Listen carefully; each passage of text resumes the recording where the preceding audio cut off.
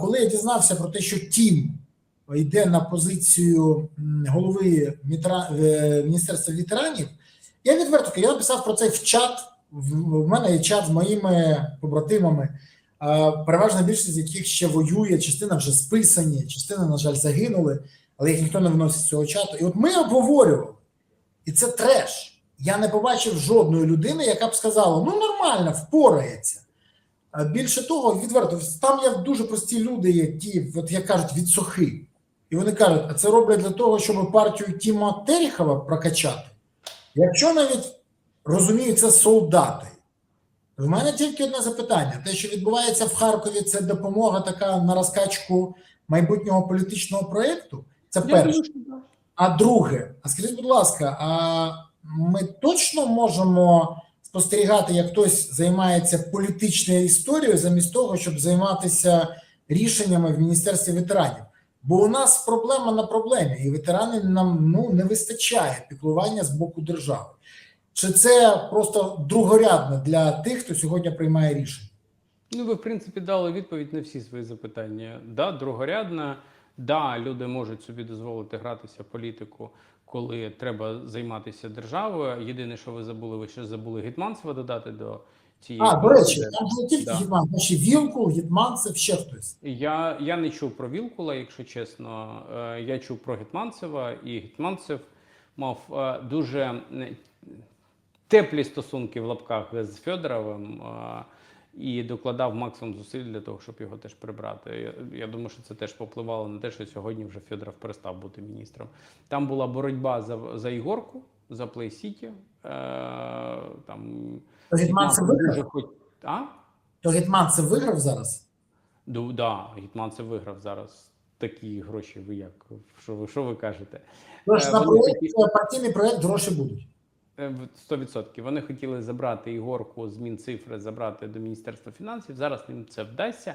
Або через Ігорку, або, верніше, через Мінцифру, яка сьогодні втратила там людей Федорова, або заберуть до Міністерства фінансів. Ну, маємо те, що маємо. Знову це повернеться до комітету Гетманцева, так що буде весело. Пам'ятаєте, як... Я не впевнений, що буде весело, я поясню чому. Для них буде весело такі гроші, ви що? Ну, як ви не впевнені? Дивіться, якщо йому буде весело, це не факт, що буде весело всім нам. Україна... Я не сказав, що нам буде весело. Окей, тоді... Дивіться, ви не ставте себе в один ряд з Гетманцевим, не треба. І, по-перше, образливо, по-друге, все рівно стільки не зможете забезпечити. 100%.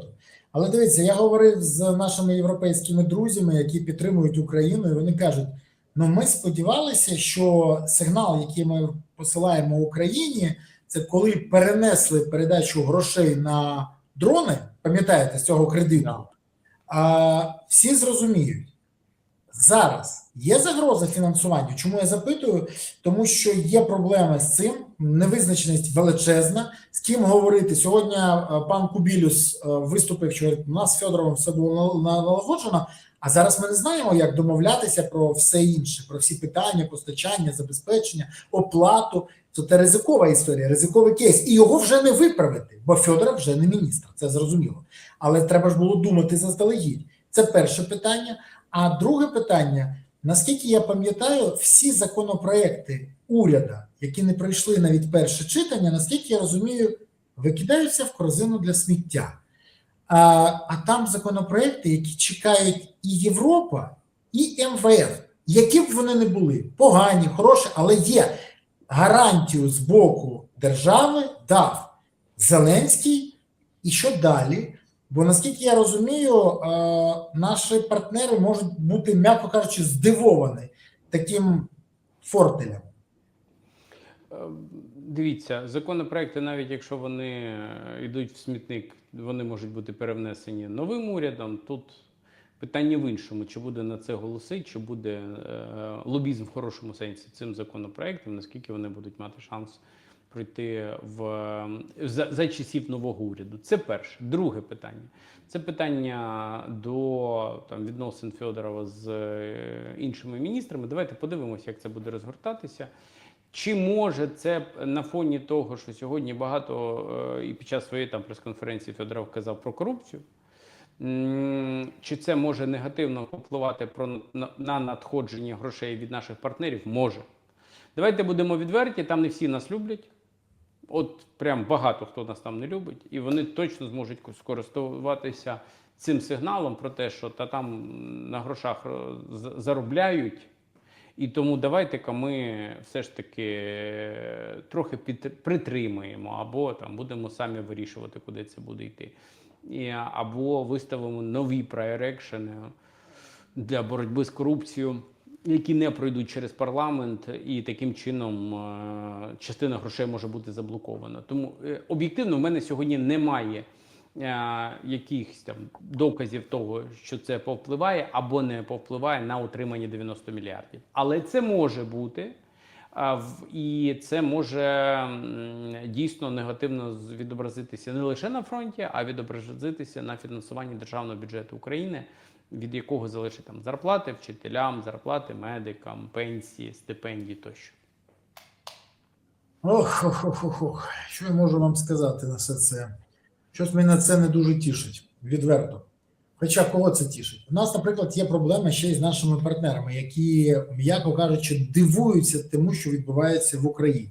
І ставлять багато запитань з приводу того, що у нас є імітація бурхливої діяльності по боротьбі з корупцією і більше розмов, ніж справ.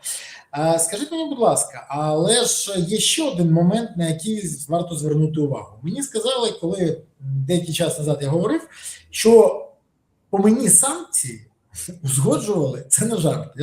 Я розумію, що я сам регочу, але це дуже смішна ситуація. Узгоджували з Веронікою Феншуй Офіс. І вона там їм пояснювала, що це правильна дата, що це все зійде, це нормально.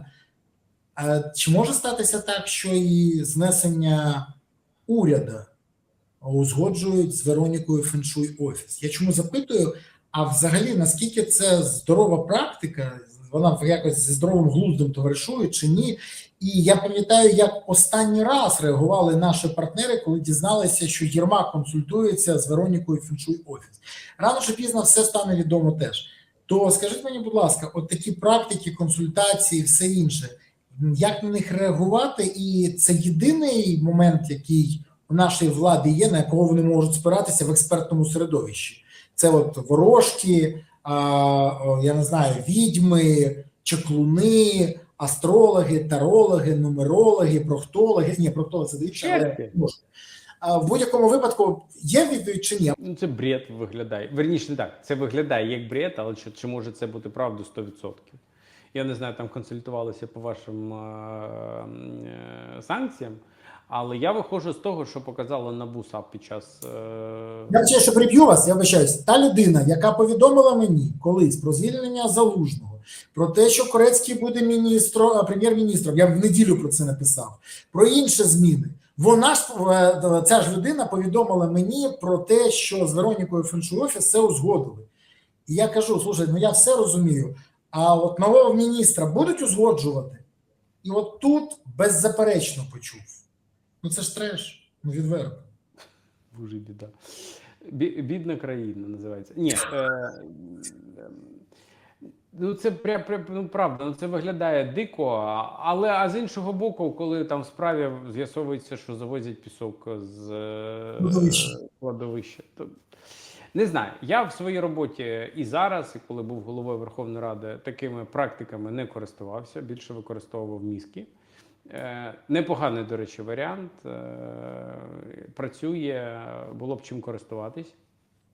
Тому мені важко сказати. Я жодного разу цього не бачив, не чув, не знаю. На щастя, я і в цьому, і в багатьох інших планах був далеко від Офісу Президента. З Веронікою не перетинався, картами не розкидаюся. Вам співчуваю, або навпаки заздрю санкції влупити за рішення. А про санкції.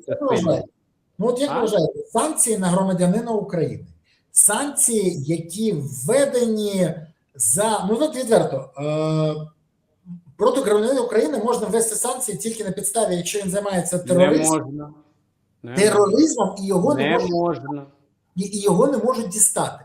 Але тут це дуже дивно. Ви можете мені пояснити, що відбулося, як це можна коментувати? І, до речі, те, що наші партнери миттєво відреагували, і вже по обіду було голосування за резолюцію Європейського парламенту, де вказали в 54-му параграфі про неприпустимість накладання санкцій на політичних опонентів і громадських діячів, і від нашої влади чекають реакції. То, до речі, яка реакція буде? Знимуть, почують Європу чи навпаки посилять санкції, щоб остаточно закрити перший кластер fundamentals?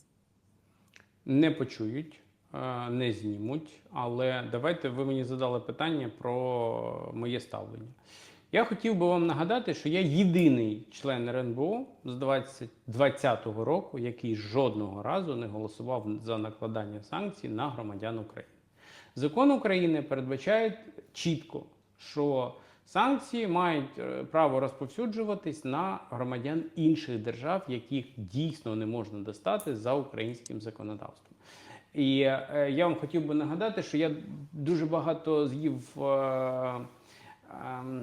лайна, коли в мене кидали його, розповідали про те, що я не голосую за санкції, тому що там люди погані, і треба їх вводити санкції. Я казав, що якщо люди погані, якщо люди порушили закон, є громадянами України, притягайте їх до кримінальної відповідальності, саджайте їх в тюрму. Я буду вам плескати в обидві ладоні. А якщо вам просто захотілося покласти санкції, так воно не працює. Тим більше, що якість цих санкцій, м'яко кажучи, залишала бажати кращого. Пам'ятаєте історію з ворами в законі? Я пам'ятаю, я дуже добре пам'ятаю. Там 30 чи скільки з'ясувалося, що люди взагалі були ні при чому. Абсолютно вірно. Абсолютно вірно. І взагалі, чому я вважаю санкції неприпустимими? Санкції по відношенню до громадян України – це позасудове рішення. Чому? Тому що коли на вас завели карну справу, там, ви приходите, або будь-яку іншу, ви приходите в суд, ви маєте право захиститись, ви маєте право на адвоката, суд приймає рішення. До того, як це рішення не прийнято, це презумпція невинуватості. Ну, багато складових же, правильно? Так. А санкції, ви навіть не маєте права на захист. Ну, це гірше, ніж було, коли там тройки виїзні були. Так воно не працює. Ну, тобто, ви зранку просинаєтесь, дивитесь, о, все, я в санкціях, є указ президента, він підписаний. Плюс багато хто говорить про те, що це використовувалось як механізм заробляння. Там приходили і казали, ми внесли в санкції, але хочеш, щоб ти туди не потрапив, в цей перелік, давай ми там порішаємо і все в тебе буде добре. Або людина потрапляла в санкції, а указ не підписувався там тиждень. І за цей час ця людина переписувала все своє майно на когось іншого. Це збіг? Ну, можливо, але я щось такі збіги, як і Вероніка Феншуй, вірю дуже погано. Тому, насправді, санкції по відношенню до громадян України, навіть якщо ви терорист, не можна. Якщо ви терорист, заводьте справу, оголошуйте вас в міжнародний розшук. Всі ж знають. Будь ласка, будуть шукати Березу, знаходити. Я впевнений, що будь-яка країна, адекватна країна світу, екстрадує, якщо на це буде потреба. В будь-якому іншому варіанті це має бути карна справа, розслідується українськими правоохоронними органами, і ви будете притягатися до відповідальності. Я кажу про нормальну справу, не сфабриковану, не намальовану там на папері. Тому, ще раз, моя позиція не помінялася. Я завжди її підтримувався, навіть коли за неї дуже сильно страждав. Я пам'ятаю ці хвилі. Причому мене лупили і ті, хто сьогодні потрапили самі в санкції. Тоді розповідали, що це можна робити, це треба, тому що це політична доцільність. Я такого не казав. Ні, я не про вас. Я не про вас. Вистачає таких людей, а потім, коли самі потрапили до санкцій, почали казати, ой-ой-ой, так же не можна. А знаєте, я як в старому анекдоті, а я ж говорив. Отак і тут. Але насправді це абсолютно позасудовий механізм. Він базується на базі Ради національної безпеки і оборони. Рада національної безпеки і оборони формується президентом. Він туди може загнати 200 людей, 15, 38, скільки хоче. І ці люди підтримують його рішення, тому що завтра вони можуть перестати бути членами Ради національної безпеки і оборони. Тому це реально механізм, який може застосовувати президент України. За великим рахунком, це сьогодні і відбувається. Механізм прийняття санкцій, з того, що я пам'ятаю, коли я ще був членом РНБО, в цих тецях, в цих папочках, практично ніколи не було чогось конкретного, що можна було б використовувати для того, щоб там прийняти рішення, це правильні санкції, це неправильні санкції. З іншого боку, взагалі, ну, я, як член РНБО, не маю права приймати такі рішення. Для цього є суд, який має дослідити докази і сказати, да, тут питання є, давайте заарештуємо його майно, наприклад. І це санкція. Або визнати там, винним людину і конфіскувати його майно. А тому що просто заблокувати – це все рівно, що нагадять під дверима, ну, не більше, не менше. Створити проблему, створити величезні незручності, але це не означає, що людина не зможе користуватися своїми активами або в повному обсязі не зможе користуватися своїми активами. Тому вважаю це неправильним рішенням. Такі рішення не можуть прийматися. Позиція моя, ще раз повторююсь, я тут сталу позицію займаю. Вона ніколи не мінялась, не можуть бути санкції по відношенню до громадян України. Це порушення закону, це порушення презумпції невинуватості, це порушення, на мій погляд, Конституції, тому що там порушуються права людини, як мінімум на захист. Можу сказати, що є три моменти, в які я відчув дійсно проблеми. Перший момент, я постійно роблю збори, і якщо я раніше на кожен збір сам закидав донат, то зараз я не можу закинути, бо заарештовані всі картки. Тому я тут став подібний до Володимира Олександровича Зеленського, який і збіри не проводить, і на картки нічого не закидає. Я маю на увазі не на династію, а на якісь збори. Це окрема історія. Друге, це проблема, яку я теж зіткнувся і був, зрозумів. Я ж ФОП, а значить, я не можу займатися своєю підприємницькою діяльністю і не можу сплачувати податки. А ці податки не можуть бути витрачені на забезпечення Збройних сил України. Ці податки не можуть бути витрачені на забезпечення потреб країни. Це погано, я вважаю, це справді погано. І те, що я не заробляю, те, що держава не отримує. Але Володимир Олександрович Зеленський задоволений, я впевнений, сподіваюсь, бо з іншого боку, ці гроші ніхто не може вкрасти і витратити їх на добудову династії. Теж плюс є. Ну і третя проблема, яку я бачу, це те, що є деякі обмеження, які, ви праві, можна обійти. Але я не розумію, навіщо треба обходити. Єдине, що я для себе визначив, що тримати гроші в українських банках не треба. Бо в мене ці гроші були в українських банках. І після того, як Зеленський запровадив санкції, ці гроші заарештували. Невеликі гроші, але заарештували. І я тепер розумію, що якщо тримати в цивілізованому банку, який працює по законах з всього світу, то тоді все окей. А якщо в українському, тоді є проблема. Але це моя проблема, я її вирішу. З часом... Нова програма влади, є проблема, був єбак, були єбали, зараз є проблема. Це 100%. Але в мене є одне останнє питання, яке не можна поставити. Ми заходимо в зону турбулентності. У нас є тотальні проблеми. У нас є розуміння того, що на фронті не все дуже добре. У нас є розуміння того, що після 20 вересня росіяни, скоріш за все, почнуть тотальну мобілізацію. У нас є розуміння можливого наступу з Брянської області в напрямку Чернігова, а після того на Київ. У нас є розуміння того, що корупція нікуди не дівається і тільки стає більше і більше, навіть вже партнери відтерміновують передачу грошей України. У нас є розуміння того, що у нас немає міністра оборони і ми заходимо в ще більшу кризу, політичну кризу, яка вже з протестами кожен липень, до речі. Це як в тому фільмі, пам'ятаєте, кожен 31 грудня, а тут кожен липень Зеленський створює проблеми. Як вийти з цих ситуацій і які наслідки ви бачите в найближчій перспективі для держави? Тут трохи замкнуте коло виходить, тому що провести вибори сьогодні неможливо. Хто б що не говорив, я маю невеликий досвід проведення виборів, вважаю, що їх організувати сьогодні демократичними, чесними, прозорими неможливо. З іншого боку, в даному випадку там будь-які запитання, які буде ставити опозиція, скажуть, що це рука Москви, що це агенти Кремля, влуплять держзраду, санкції, все інше, і на цьому кіно закінчиться. Тут великим аспектом можуть відігравати наші міжнародні партнери, які в тому числі і через фінансовий контроль, по-перше, там обмежать об'єми корупції, корупційних процесів, а по-друге, зможуть забезпечити дотримання демократії. Тому що саме за демократію сьогодні воює наша армія. Демократія – це там не просто слово, да, або уклад, або політичний стан, державницький стан, демократична республіка. Ні. Це про принципи, це про верховенство права, це про свободу слова, це про повагу до закону, це про повагу до честі і гідності людини, багато інших речей. Ми не хочемо, щоб тут була Москва, ми не хочемо, щоб тут була Росія. Ми хочемо жити в своїй державі. Саме за це сьогодні наші хлопці і дівчата віддають своє життя. Або ризикують своїм здоров'ям, або втрачають своє здоров'я.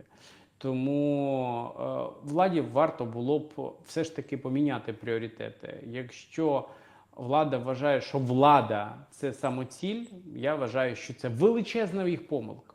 Ні.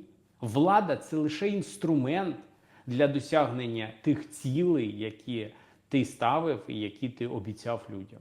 Ну, бачите, в нас з ними різні підходи, саме тому наші життєві шляхи розійшлись. Вони, не можу сказати, що завжди були дуже близькими, але остаточно розійшлися в жовтні 2021 року. За великим рахунком, в команді Зеленського ж більше нікого не залишилось з першої команди. Мабуть, тільки Стефанчук і все. Всі інші вже пішли з команди, або там пішли з політики, або пішли в самостійне політичне життя, тому що не захотіли міняти ті принципи, з якими йшли в 2019 році, йшли і обіцяли їх людям. Я думаю, що це, до речі, чесно. Я по собі можу сказати, по тій команді, яка сьогодні поруч зі мною, хотілося б їй подякувати за це. Це набагато чесніше, набагато правильніше, ніж проміняти це на лояльність з боку влади або іноді таке дружнє похлопування по плечу, якого і так немає. Тому важливо залишатися тими, якими ти приходив в політику. До речі, не у багатьох це виходить. А щодо викликів, ми проговорили про зиму, ми проговорили з вами про фінанси, і, на жаль, я вважаю, що запас часу такий мізерний, що виправити ситуацію повністю неможливо. В кращому випадку, якщо дійсно уряд буде працювати ефективно, це дозволить трохи витягнути з піке той літак, який падає, і трохи пом'якшити удар. Але удар буде точно. На фоні потенційного наступу ворога я чую історії, які сьогодні лунають, що зменшити ще бронювання, створити ще більший тиск за рахунок бусифікації і тому подібне. Якщо далі зменшити бронювання, якщо далі дозволити ТЦК займатися тим безпреділом, який сьогодні відбувається, то, знаєте, це буде як в старому анекдоті, щоб корова більше давала молока і менше їла, треба більше доїти, менше годувати. Але є проблема, цей бичок, скоріш за все, швидко здохне. Тому, якщо і далі залишаться такі підходи, то ми не зможемо наповнити лави Збройних сил України, ми не зможемо виправити ту ситуацію, моральну ситуацію, яка є в суспільстві. Тому ми ж розуміємо, що велика кількість грошей сідає в чиїхось кишенях. А якщо б вона йшла на потреби Збройних сил України, то створилася додаткова подушка для мотивації, для фінансового забезпечення наших захисників. Всі сьогодні говорять, це фінанси нам потрібні, і нам потрібні терміни служби, тому що не може людина вічно воювати. Це єдині залишились аргументи для наповнення Збройних сил України. Всі ті, хто пішли добровольцями на початку війни, давайте будемо чесні, вони закінчились. Або фізично, або морально. А якщо ми хочемо, щоб український бізнес продовжував працювати, то його не можна постійно кидати. Тому що на початку війни всім обіцяли зменшення податків до кінця війни, плюс щонайменше рік після перемоги. Потім раз підняли податки, два підняли податки, зараз ще намагаються підняти податки. Пообіцяли бронювання, раз правила поміняли, два поміняли. Є вже села, де людей немає. А якщо ми говоримо про аграрку, Якщо позабирати всіх комбайнерів, всіх трактористів, то я розумію, що це зручно військкоматам, тому що це готові танкісти, але тоді не буде що їсти і що продавати. І це все має підходити з розумом, і все має мати стратегію. А в нас хаос, і знаєте, як на військових навчаннях, спалах зліва, спалах справа. Все. Лише такі примітивні інстинкти, на які відбувається реакція, а відсутність стратегії, відсутність бачення, відсутність можливості порахувати хоча б на 2 кроки – це трагедія українського суспільства сьогодні і української системи влади.